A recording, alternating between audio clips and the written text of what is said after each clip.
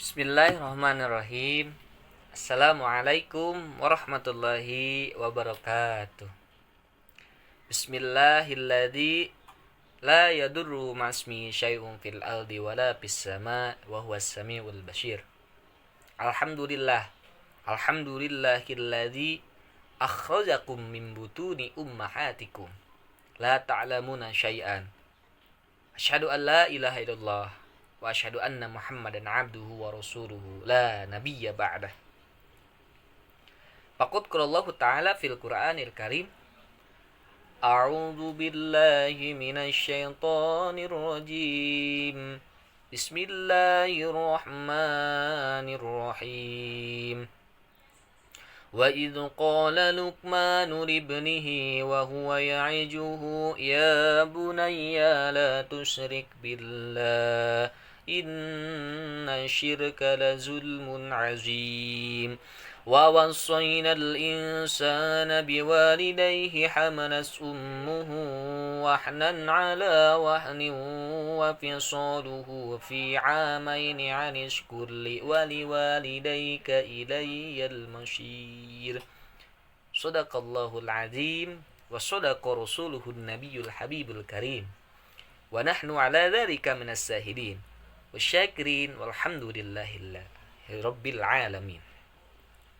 Pertama-tama izinkan saya berbicaranya saya di sini akan mempresentasikan surat Al-Luqman ayat 13 sampai ayat 14 yang telah tadi saya bacakan. Pendahuluannya pertama-tama kita harus bisa mengetahui apa saja sih kandungan dari surat Al-Luqman ayat 13 sampai ayat 14. Yang pertama, pada ayat 13 adalah ayat yang mengabadikan pelajaran Luqman Al-Hakim kepada anaknya, yakni pelajaran paling utama. Apa sih pelajaran yang paling utama itu? Pelajaran yang paling utama adalah Luqman mengatakan kepada anaknya agar jangan menyekutukan Allah. Karena menyekutukan Allah adalah perbuatan aniaya yang paling besar. Itu tidak boleh. Dan pada ayat ke-14 pada surat Al-Luqman kandungannya yaitu adalah ayat yang memerintahkan birrul walidain. Apa birrul walidain? Yaitu berbakti kepada kedua orang tua, terutama kepada ibunya yang telah mengandung dalam kondisi lemah dan payah yang bertambah seiring bertambahnya usia kehamilan. Lalu ia melahirkan dan menyusui hingga 2 tahun. Tak lupa kita juga harus berbakti kepada ayah kita, di mana ayah kita yang telah membesarkan kita sampai usia ini dengan kemampuannya untuk bekerja keras demi anaknya. Nah, lalu Allah menutup ayat 14 dari surat Al-Luqman ini dengan memerintahkan untuk selalu bersyukur kepadanya dan berterima kasih kepada kedua orang tua kita. Dia juga mengingatkan tempat kembali manusia bahwa kelak semua akan kembali kepadanya untuk mempertanggungjawabkan seluruh perbuatannya, termasuk dalam masalah akidah dan birrul walidain. Itu adalah isi surat kandungan dari Al-Luqman ayat 13 sampai 14. Nah, untuk selanjutnya saya akan mempresentasikan yaitu tentang masalah tajwid di surat Al-Luqman ayat 13 sampai ayat 14. Apa saja sih tajwidnya? Yaitu tajwidnya yang dimulai dari wa idh qala Luqman libnihi. Idh qala adalah tajwidnya yaitu mad tabi'i. Kenapa saya katakan mad tabi'i? Karena terhadap ada alif sebelum fathah. Yang kedua adalah Luqmanu libnihi. Luqman yaitu qalqalah sugro karena ada qaf yang sukun. Luqmanu. Yang ketiga yaitu mad asli. Karena apa? Karena adanya fathah berdiri di Luqman. gitu.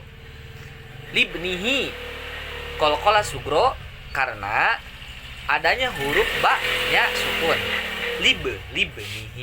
Libnihi karena adanya huruf ba yaitu yang dinamakan dengan qalqalah sugro. Yang kelima yaitu billah.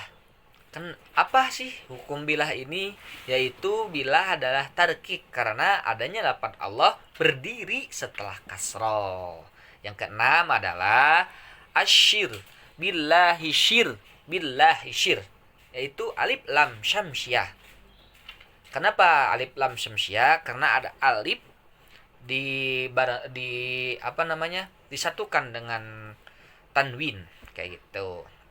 Yang ketujuh ialah lazulmun. Lazulmun adalah izhar karena ada tanwin di pertengahan yaitu lazulmun. Nah, ada tanwin di mim. Yang kedelapan adalah azim.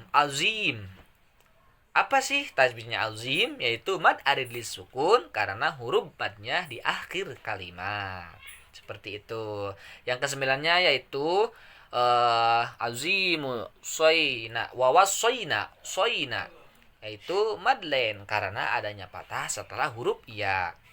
Yang ke-10 adalah wawasoina sekarang mah jadi soina. Apa itu tajwidnya? Yaitu mad tabi'i karena adanya alif berdiri. Nah, untuk selanjutnya yaitu ada kalimah al-insan yaitu alif lam qamariyah karena alif lamnya mati. Yang ke-12 yaitu kalimat masih sama tetapi ada dua kalimah di sini terdapat dua tajwidnya di sini yaitu ikhfa ausat adanya nun mati bertemu huruf sya kayak gitu. Yang ke-13 adalah walidaihi. Apa sih tajwidnya walidaihi? Yaitu madlen karena adanya fathah setelah iya. Walidaihi. Nah, madlen tersebut dibacanya sepanjang 2 harakat kayak gitu. Yang ke-14 ialah ummuhu. Apa sih tajwidnya ummuhu? Yaitu gunnah. Kenapa saya katakan gunnah? Karena mimnya ditasydidkan. Jadi gunnah itu yang berarti yaitu dengung kayak gitu. Yang ke-15 adanya lapad ummuhu wahnan. Izhar di sini yaitu karena adanya tanwin wahnan.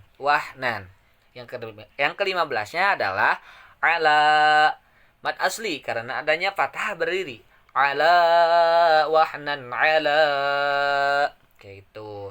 Yang nomor 17-nya yaitu wahnan ala wahni wa fisalu wahni di sini adalah idgham bi gunnah. Kenapa saya katakan idgham bi gunnah? Karena nun bertemu waw ditasydidkan. Seperti itu. Yang nomor 18-nya yaitu wahnan ala wahni wa fisalu fi yaitu adalah mad tabi'i. Ada berapa huruf mad tabi'i? Seperti saya katakan dari tadi yaitu huruf mad tabi'i ada 3. Yang pertama alif, yang kedua waw, yang ketiga ya. Bisa disingkat menjadi awi, bisa menjadi ayu, bisa kayak gitu. Yang nomor 19-nya yaitu fi amaini. Apa sih tajwidnya amaini? Yaitu madlen. Kenapa saya katakan madlen? Karena adanya fathah setelah iya. Dan panjang madlen tersebut bisa dibaca dengan harokat 2 harokat kayak gitu. Amaini. Yang nomor 20 yaitu amaini waliwalidaika. Mad tabi'i bisa waliwa. Nah, kenapa saya katakan mad tabi'i? Karena setelah huruf waw waliwalidaika ada fathah di depannya. Dan waliwalidaika. Dan di sini terdapat 2 kalimat. 2 kalimat tajwid apa saja? Yang pertama yaitu mad tabi'i, yang kedua adalah madlen. Apa sih Apa huruf madnya? Yaitu wali daika daika. Seperti itu. Yang nomor 21 yaitu wali daika ya masyir yaitu mad arid disukun. Kenapa mad arid disukun? Yaitu karena huruf madnya berada di akhir kalimat. Mungkin itu materi tentang tajwid yang saya presentasikan. Lanjut kepada materi selanjutnya. Nah, untuk materi selanjutnya yaitu asbabun nuzul, tafsir, dan elaborasi atau penjelasan ayat. Di sini saya terlebih dahulu akan menjelaskan tentang asbabun nuzul surat Al-Luqman ayat 13 sampai ayat 14. Asbabun nuzul surat Al-Luqman ayat 13 sampai 14 adalah surat yang turun sebelum Nabi Muhammad SAW berhijrah ke kota Madinah. Semua ayat-ayatnya makiyah. Demikian pendapat mayoritas ulama. Dinamakannya surat dengan Luqman dikarenakan surat itu mengandung berbagai wasiat dan nasihat yang disampaikan Luqman kepada anaknya. Adapun sebab turunnya ayat 13 sampai ayat 14, para mufassir berpendapat bahwa ayat ini turun terhadap permasalahan Sa'ad bin Abi Waqqas. Tatkala dirinya memeluk Islam, lalu ibunya mengatakan kepadanya, "Wahai Sa'ad, telah sampai informasi kepadaku bahwa engkau telah condong kepada agama Muhammad, yaitu agama Islam. Demi Allah Subhanahu wa Ta'ala, aku tidak akan berteduh dari teriknya matahari dan angin yang berhembus. Aku tidak akan makan dan minum hingga engkau mengingkari Muhammad SAW dan kembali kepada agamamu sebelumnya." Dan Sa'ad adalah anak lelaki yang paling dicintainya. Tetapi Sa'ad enggan untuk itu.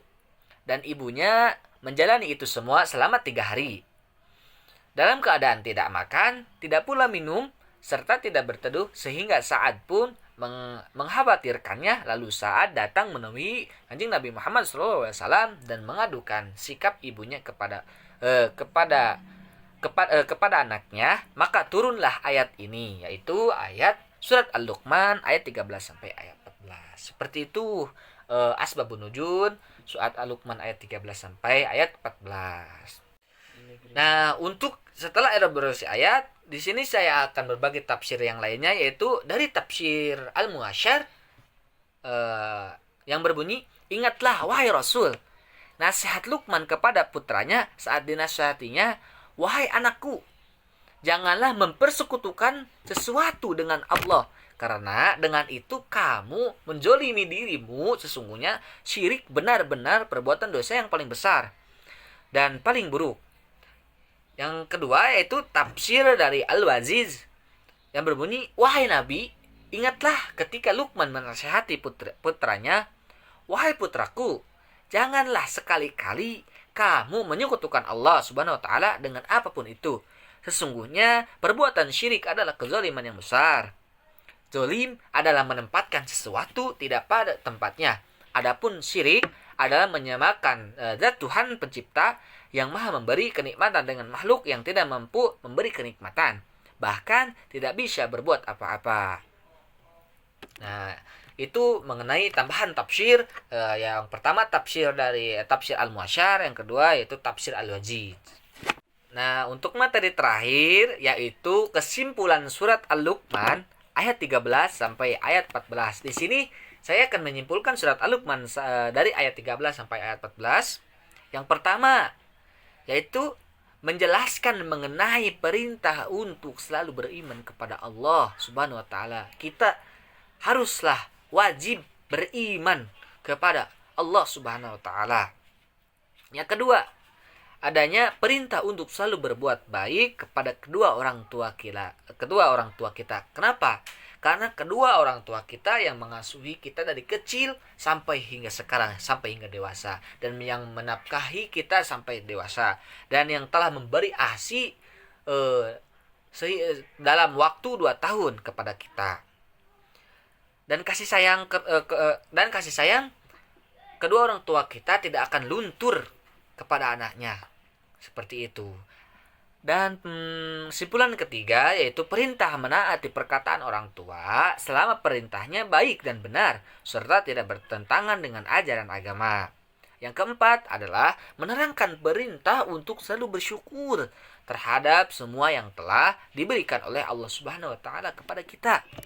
Yang kelima, mengingatkan kembali terhadap kita bahwa setiap makhluk hidup itu pasti akan kembali kepada yang kuasa. Yang kuasa yaitu Allah Subhanahu wa taala azza wa jalla. Di mana hidup di dunia ini hanya kesenangan yang memperdayakan kita. Cuman hanya sementara. Dunia ini hanya sementara.